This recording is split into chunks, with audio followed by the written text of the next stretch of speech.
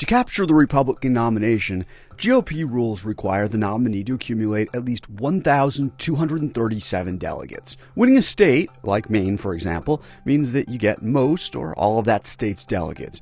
But it's not until those delegates actually go to the convention in July and cast their own votes that the real winner of the nomination is determined. Now, in most years, there's a candidate who's a clear favorite and who's accumulated 1,237 delegates, making the role of delegates at the convention largely ceremonial. They're like catnip for cameras. But 2016 isn't shaping up to be like most years.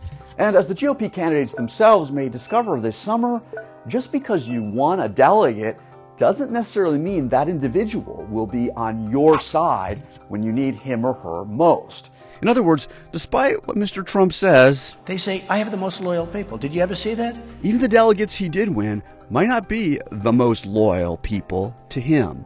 True, in most cases, at least initially, delegates support the candidate they're pledged to. But if on the first round of voting, no candidate were to get the magic number, 1,237 votes, the GOP would have a contested convention. The eventual nominee on a subsequent ballot would still need to pull together 1,237 delegates, a majority of the total delegates, by acquiring ones that had belonged to another candidate. Let's say, for instance, candidate A enters the convention with 1,100 delegates, candidate B with 900 delegates, candidate C with 200 delegates, candidate D, who dropped out pretty early, has 100 delegates, and candidate E has but 40 delegates. Candidates C, D, and E could come together and deny the candidate who arrived at the convention with the most delegates, candidate A, the nomination, by joining forces with candidate B to get him over 1,237. Simple enough, right? Actually, no. The horse trading would be far more complicated than that. Because the delegates who were chosen to go to the convention, the horses, are themselves chosen in their own elections that the candidates have no say in.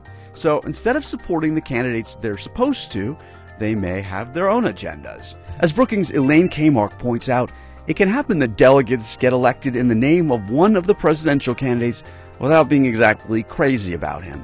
And that can lead to all kinds of potential gamesmanship, because after a failed first ballot at the convention, state party rules would kick in that turn around 3/4 of all delegates into free agents, wild horses, no longer bound to support the candidates whose delegate slots they hold. In fact, Politico reports the Cruz campaign has launched an ambitious effort to influence local Republican Party meetings to try to get them to select Cruz-friendly delegates to send to Cleveland. As a hypothetical, a Trump delegate who doesn't love Donald Trump could, on a second ballot at the convention, join forces with those of Senator Ted Cruz, and there'd be nothing that Trump could do about it.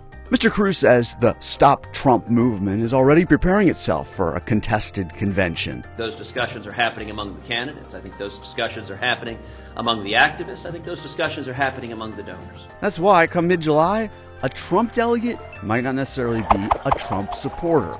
So, as Mr. Trump races to win 1,237 delegates and thus avoid a messy, contested convention free-for-all, he might also need to run a parallel Plan B campaign to win the hearts of the delegates he's already won. That's today's campaign calculus.